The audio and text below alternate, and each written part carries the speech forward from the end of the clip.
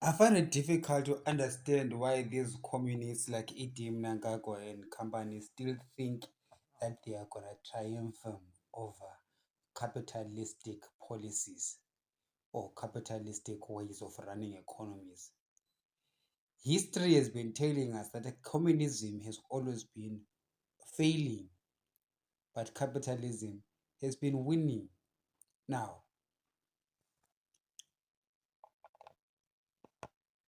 again, we are seeing this attempt by communists like Idim Nangagwa and his friends in Zanu PF, supported by the big communists, the China and Russia,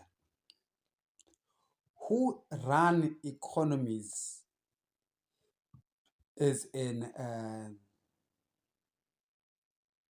oligarchy.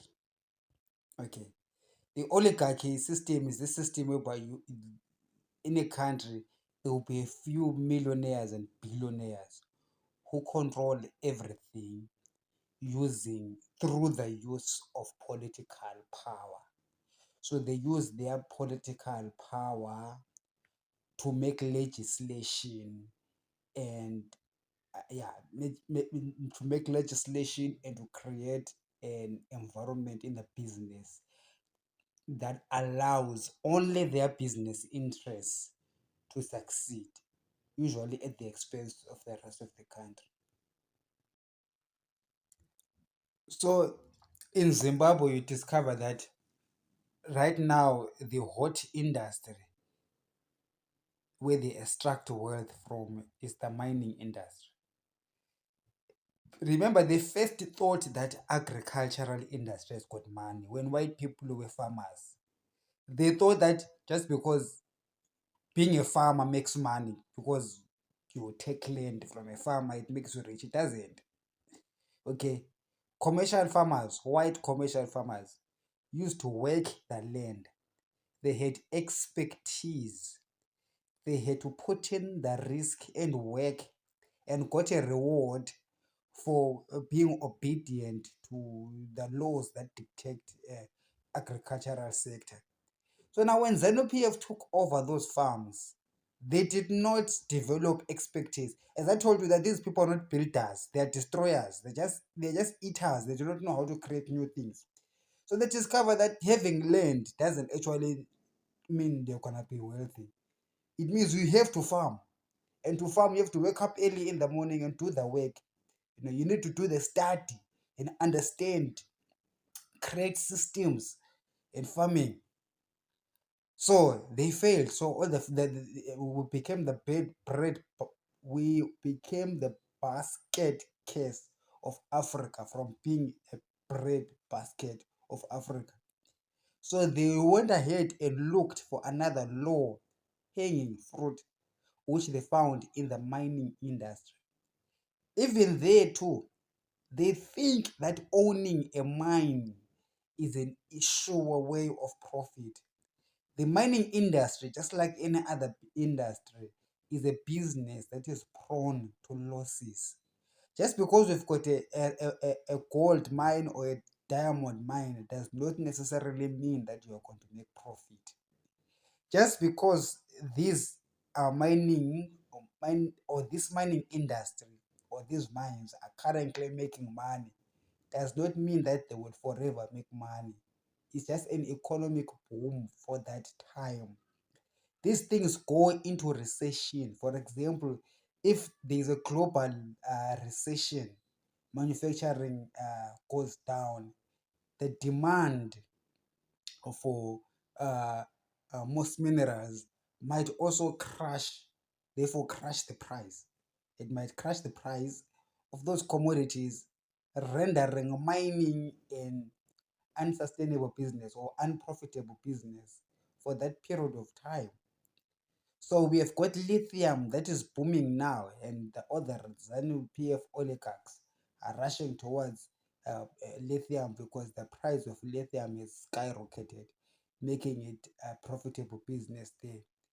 So you see, at a time of a global financial meltdown that was going to be characterized by very low commodity markets, save for gold, which is another, I mean, another story altogether, because gold prices tend to go higher on on a global recession, because of many other factors that I won't get into.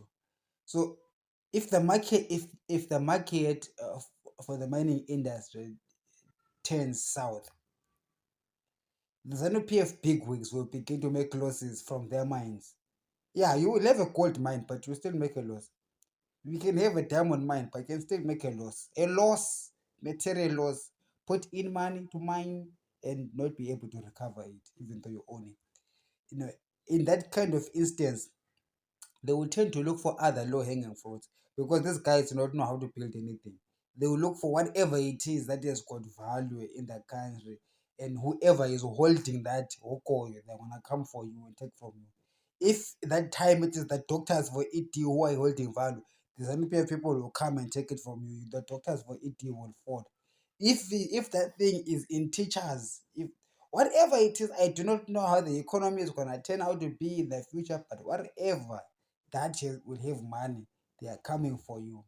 You will begin to see that they will begin to isolate everybody anyway, and this whole amalgamation of these fake people for ED is just gonna come crumble down, because in true reality, all of those people for ED don't even exist. They are lying, all of them. They actually don't support ED. They just like the people that supported Hitler during the Second World War. It looked as if all the professionals were going for supporting Hitler, because they thought that Hitler was going to take over Europe.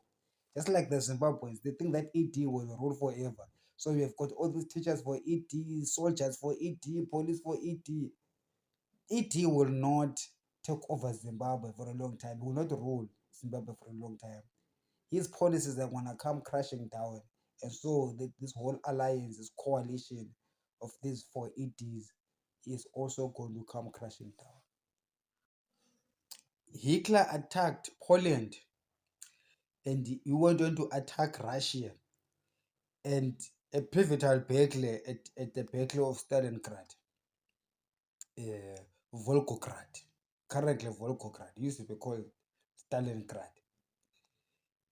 One of the biggest battles there in the Second World War. That was, I mean, one of the turning points in defining the outcome of the war. Hitler lost, and so did the coalition of all of those people, these professionals that supported Hitler. So I see Mnangagwa also going into this kind of uh, a replay of the Second World War, but in Zimbabwe, whereby he also goes to war economically, and he loses, because there's different uh, things that can happen that can bring Mnangagwa down. As I said, one of the first ones is actually an economic downturn, a global downturn that will cause commodities prices to crash. And so Mnangagwa will not be able to maintain his gold mafia coalition, because they're not making money anyway. When that time comes, they will not make money. But here's the thing about gold. Okay, when there's an economic crash, the price of platinum, or the whole platinum group of minerals, lithium and everything, comes crashing down. But gold usually goes up, because gold is a safe haven asset. So investors tend to hold gold during that time. But however, straight after that, the gold price usually falls when investors revert back to risky assets, causing the gold price to crash tremendously. And that can also lead to losses in the gold industry. In that scenario, you will see that the Zimbabwean mining sector will lose its alliances and or its attractiveness. And therefore, these politicians that have got these political connections, because of their desire to access the mining industry, will actually end up losing, and even losing hope in ED, because ED will not be able to sustain them. Remember, for ED to sustain his power, he needs to keep on paying these soldiers. The soldiers in the barracks, the police, this JOC coalition, it needs to be sustained financially. Okay. They need to have these businesses that make money. But once the chaos, the diamond doesn't make money anymore, because people think that just because we've got a diamond mine, they're gonna make money. It's a lie. Okay. The diamond business can take losses. So once these mines that are being run by these people that keep Nangagwa in power do not make profit but are losing money, they will look at Nangagwa and say, well, we are losing money in the mining industry, we are losing money in agriculture, we have you as the president, the economy is going down, there is, and therefore we cannot even support those that support us. So what is your use, Mr. ET? Then he looks around and he finds that he's got nothing to give them because Mnangagwa was not a builder. What Zimbabwe needs is a president who is a builder of systems, builder of the economy, so that there will always be food to eat for all the people in Zimbabwe. But because Mnangagwa does not build, he takes what is already there and gives to his loyalists. As I'm saying, that which is there is going to lose value eventually. It's going to make losses. And therefore, he will not be able to provide for them because he won't be able to provide for them, he won't be able to pay the soldiers. You see, even if the soldiers at the barracks, they've got billions most that they've stashed somewhere else, but they'll never bring them to Zimbabwe for obvious reasons. When the downturn comes, they will not be able to pay the soldiers, the ordinary foot soldiers, the ordinary police. The situation will be so dire that now, what usually happens in those countries with people who are heartless like Mnangagwa, they begin to open up the people, the citizens become the target. You know, they begin to allow the CIOs, the soldiers to just take whatever they want to take from people. Okay, whichever way they want to do it, they're just going to be taking from people.